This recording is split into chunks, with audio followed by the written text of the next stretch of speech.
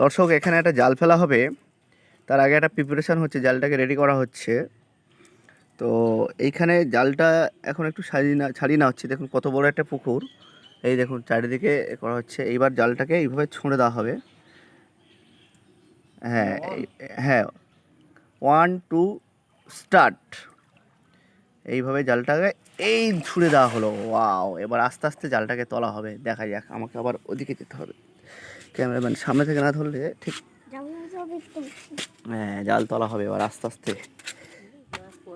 দেখা যাক কি পড়েছে জালেতে। জালটাকে এখন একটুখানি রেখে দেওয়া হয়েছে যাতে মাছগুলো সবর মধ্যে হয়ে যায়।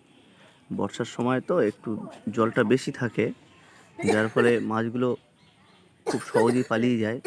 কিন্তু মাছ দেখা যাক কি হয়। প্রথম একটা এতে স্টেপে আস্তে আস্তে জাল তোলা হচ্ছে ধীরে ধীরে। মাছ মনে হয় সাইড হয়ে গেছে। দেখা যাক, তাও আমাদের জালটাকে তোলা হচ্ছে। দেখা যাক কি আছে জালের মধ্যে। ধীরে ধীরে জালটা টেনে তোলা হচ্ছে। দেখা যাক, তুলছে, দাদা তুলছে, এসে গেছে। ওয়াও! উঠেছে একটি ছোট্ট মাছ। দর্শক, বড় মাছগুলো বেরিয়ে গেছে, কিন্তু একটি ছোট মাছ ধরা পড়ে গেছে। দেখি, এই তো দেখুন ছোট ছোট 3টি মাছ ধরা পড়ে গেছে। সব বড় মাছগুলো পালিয়ে গেছে। দর্শক, এখানে একটি ছোট মাছ ধরা পড়ে গেছে, একটি পোনা মাছ, কিন্তু সব বড় মাছগুলো বেরিয়ে গেছে।